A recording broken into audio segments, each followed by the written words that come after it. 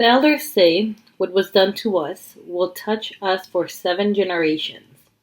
So too the healing we do now will mend our people over that time. What happened to you doesn't define you. You define you. We are not our yesterday. We are today, our tomorrow. So, today we will be looking at the first book in the graphic novel series 7 Generations, A Plains Cree Saga by David Robertson.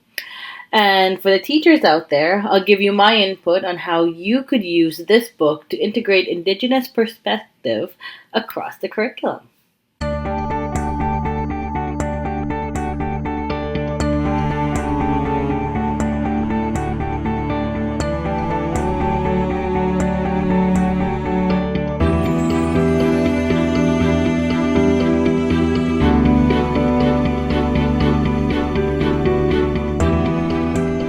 The 7 Generation graphic novel series is by Aboriginal Winnipeg-based writer David Robertson.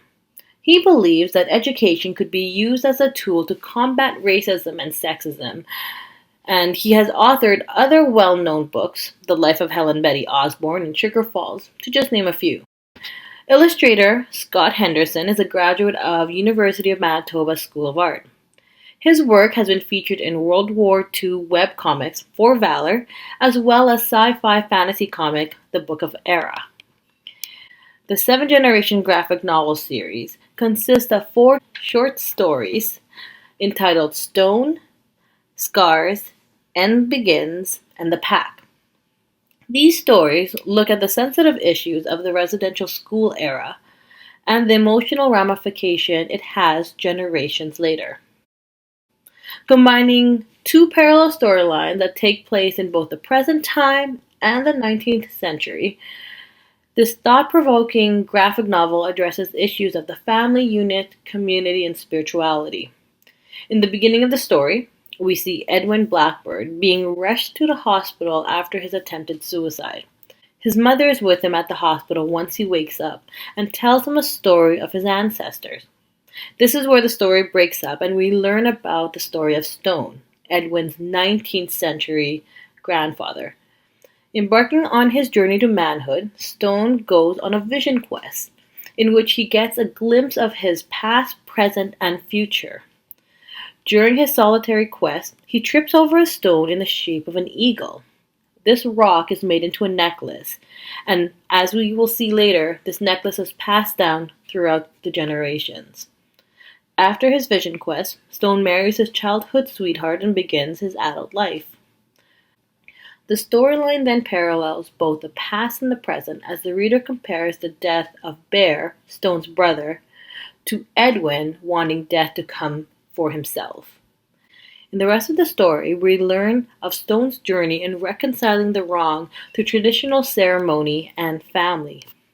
This is in stark contrast to Edwin's use of prescription drug medication to forget about his pain. The reader is left with a sense of Edwin feeling isolated and desperate for answers. So how I would use this book in the English curriculum, for example, one theme that you could look at is storytelling. The concept of storytelling as a form of healing has been seen in other Aboriginal stories, such as 3-Day Road, Through the Black Spruce, both by Joseph Boyden. I really like how the author and illustrator depicted the parallels between the old and new throughout the graphic novel. In biology, the whole issue of mental health. The story addresses 2 issues of mental health, suicide and substance abuse. And this begins at dialogue in the classroom of the causes of mental health and what we could do if we feel or know someone who feels depressed. In social studies, this book is really good in addressing the misconceptions of Aboriginal people, the stereotype of like the savage Indian that we were made to believe.